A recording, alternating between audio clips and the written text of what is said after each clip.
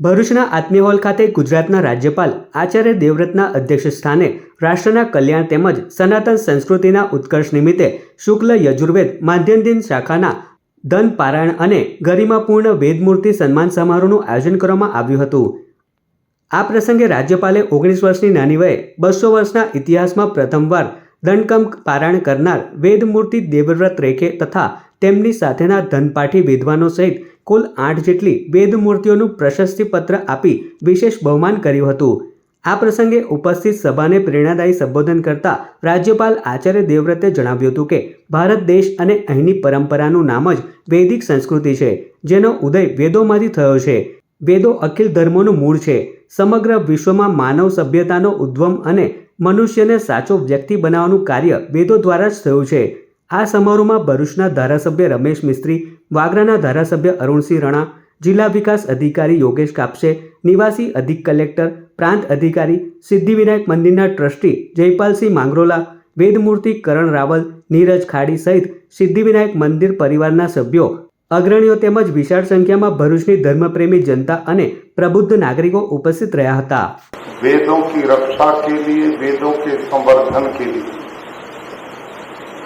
आज के इस भौतिकवादी युग में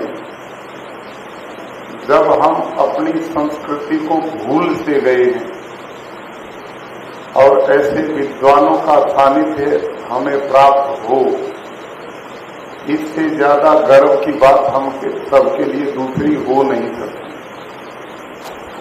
भाइयों बहनों, भारत जैसे देश में वेद की रक्षा के लिए, वेद के संवर्धन के लिए वेद प्रचार समिति, प्रचारिणी समिति बनाई जाए।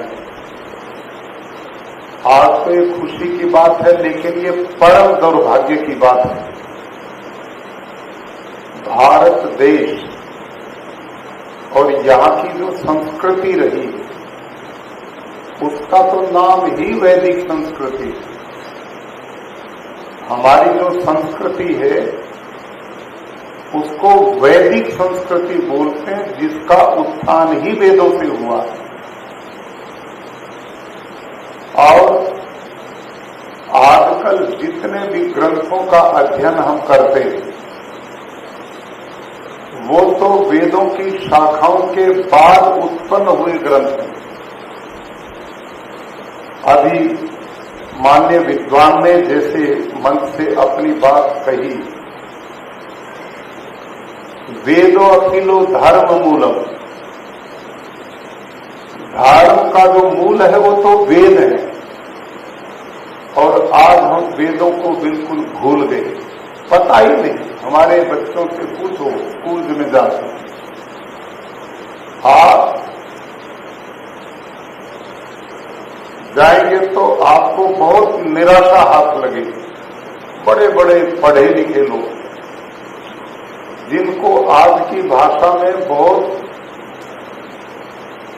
मनीषी बुद्धिजीवी बोलते हैं, उनको पता ही नहीं वेद क्या है।